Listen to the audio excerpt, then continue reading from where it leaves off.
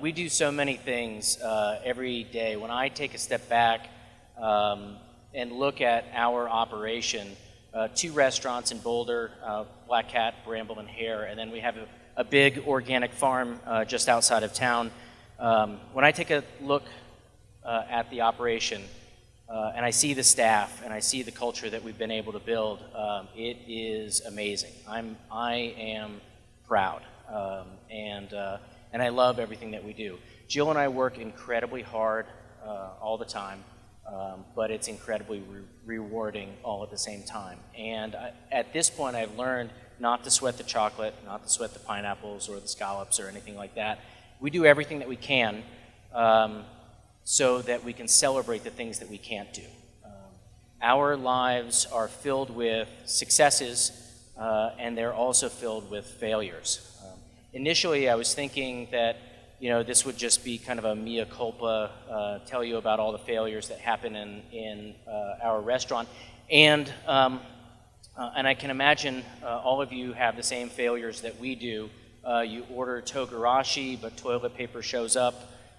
Normal, that happens to all of you. That happens to us as well. The AC breaks at 5:15 on a Friday of a holiday weekend. That happens to us, it happens to all of you. We have failure in our restaurant that happens every day. We've overlaid that with failure that happens at the farm as well. So Jill and I farm 130 acres. We grow everything that we use in the restaurant outside of the chocolate. We grow heritage grains, we grow mulefoot hogs, we raise 160 of those a year. We have not purchased pork in our restaurant for the last 8 or 9 years. We've raised it all ourselves. We sell at the Boulder County Farmers Market. We grow enough vegetables, really big, full-size, full-scale farm where we're able to sell at the farmers market, we're able to sell to other chefs, and then we have more than enough for the restaurant as well. We farm year-round, 250 sheep, thousands and thousands of pounds, actually just under 50,000 pounds of vegetables we put into our root cellar in November to make it through the winter. Obviously, our business is complex. We have restaurants just like you. We have the farm, and there's layers and layers of complexity. And complexity means failure. The big question is, can we or should we try to keep failure at the door? And my perspective on it is no. And I think my perspectives may be a little bit different only because I've failed so many times. And we have failure at the door every single day. I mean, ultimately, I think with Jill that we have this companion failure along with us on this journey that we bring every day. And that's painful because failure is never fun. But at the same time, we've learned lots and lots of things along the way. And at the same time, we've tried to enculture that with our staff. We've tried to build on the failures bit by bit, thousands of them, into how we operate the restaurant. The first of the big lessons we've learned from Mr. Failure is flexibility. So the way it works, all of you know, in a typical restaurant, you write the menu, you bring all the ingredients in, and then you order baby carrots, but you get baby wipes instead. That's a failure, and that happens all the time. Because we have the farm, can never guarantee what we're going to have in order to write a menu. And I figured that out very, very quickly. The first couple of years of the farm were really challenging. I went from 5 seasonal menus a year, to 10, to 12, to 15, changing every other week, then 52, changing every week.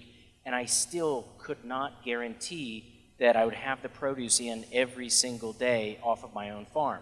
And incidentally, I started the farm because I couldn't handle the prospect of not getting the produce from the food service companies, right? Like, what was I thinking? So now we've scrapped the whole system, and we do it backwards. We harvest early in the morning, starting at 5 in the morning. We harvest everything that we think we might need for that day. And then we bring it in, all the cooks show up at noon, and then we cook our hearts out. We have a huge amount of fun, and every day is like a Top Chef competition, all brand new produce. We cook everything from scratch every day, and we wait until the very last second, 20 minutes before the guests arrive, we print the menus, because it's only then that we know what we're actually going to be able to serve that day, only because we failed so many times along the way. Flexibility is absolutely important because bad things happen. Sometimes really bad things happen, and that reminds me of raising sheep. So we have 250 sheep just outside of Boulder. They're all raised out on pasture. Raising sheep is rewarding and more often than not relaxing. It's absolutely spectacular. That's the sugar coating on the pill for me in terms of farming. It's one of the parts that I enjoy the most.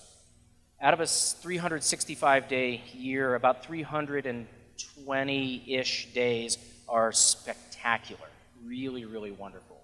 There are 40 days when it's really, really hard. The work is incredibly difficult. We're bucking hay, we're moving pasture fences, hoof trimming, shearing, and so forth. It's really difficult. But then there are those last 5 days. Those days are so difficult. They bring you to your knees. They're so, so difficult. There's life and there's death on farms, and we see those on those days. When I get into the restaurant, I hope, I cross my fingers, that diners don't ask me why I charge so much for the lamb on the menu. I don't know that I can hold back. Those days are incredibly challenging. We all know that we're supposed to make lemonade out of lemons. I have probably one of the most productive lemonade stands out there because we get a lot of lemons. The key part in that is being open to what you have instead of what you want, being open to the possibilities that are out there. I plant cilantro. I have a group of dishes that I'm planning on making with all this cilantro, Chinese barbecue pork salad, whatever it's going to be. And then all of a sudden we get 4 hot days in a row, and instantly my cilantro goes to flour, and it's not good for any of those dishes anymore. And I think, all that work, all that time, now what am I supposed to do with cilantro flowers? Well, it turns out that they taste just as good, if not better than the cilantro itself, but it's different. So it's exactly the same, it's completely different, and it has its own character. So then that sends me down a completely different path I didn't expect to be on at all, turning these little delicate cilantro flowers into something that's breathtaking and absolutely beautiful. And if I had tried to grow the cilantro flowers, I probably would have failed miserably at it anyway.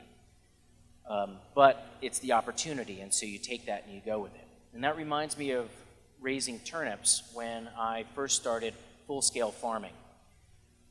So the idea was that I wanted something durable, that in the middle of January, when it's bleak and snowy and the farm was put to bed, that I could point to it on the plate and say, we don't have a lot, but we do have these turnips, and it's January, and they came from my farm.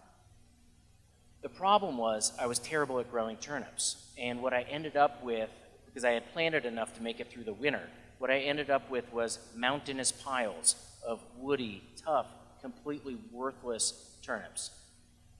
No amount of kitchen creativity, souffle, or whatever could turn these things into anything worthwhile. And I thought to myself, I'm standing in a sea of pig food. This is worth nothing at all. And then I thought, pig food. That's what I need. I need pigs. So now, fast forward 9 years. We raise 160 hogs a year. We have our pork in the restaurant, and we don't just have pork. We have, so good pork. Absolutely delicious. We make our own prosciutto, and it's like butter, and it's unique, and it's wonderful. And I never would have done that if I had been actually good at growing turnips at the time. Being open to the possibilities, being open to sift through the ashes of the failure to find the little nuggets, that's a key thing. And in that process, the fear of failure, for me at least, tends to fall away. Because when I think about failure, I think that it says something about me. I think it says, Eric, you're not good enough. Eric, you didn't work hard enough. Eric, this was a rash decision. Eric, what in the heck were you thinking? But when I go through the process of sifting through the ashes and I find the nugget, and that nugget turns into gold, it turns out that those are my best ideas. I'm not that creative of a chef, but when I fail and then I sift through the failure, then I find the creativity. Then I find my best ideas, my best solutions, and it's liberating. It turns something that's scary and miserable, failure, it didn't work out, it turns it into something hopeful and joyful. So for Jill and me, our companion, failure, has given us this sense of hope, which is perverse and weird, but it's part of the process. When you do farm to table, when you really do farm to table, failure is a fundamental part of what your life is. And finding the joy in the failure, finding a joy in the process is liberating, and it's wonderful. And we've tried to enculture that into our staff. I come up with the next new bright idea, and I explain it to the staff, and I see that look in their eyes of, oh God, Eric, here we go again. Like, this can't turn out well. You see the apprehension. And I think, hey, what could possibly go wrong?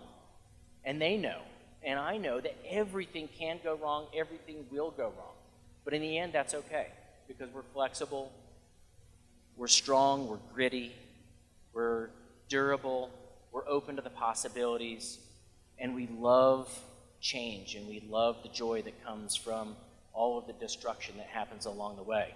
And together, we as a group, my staff, Jill, myself, we grow through all of the failures. And for me, that's hope. Thank you.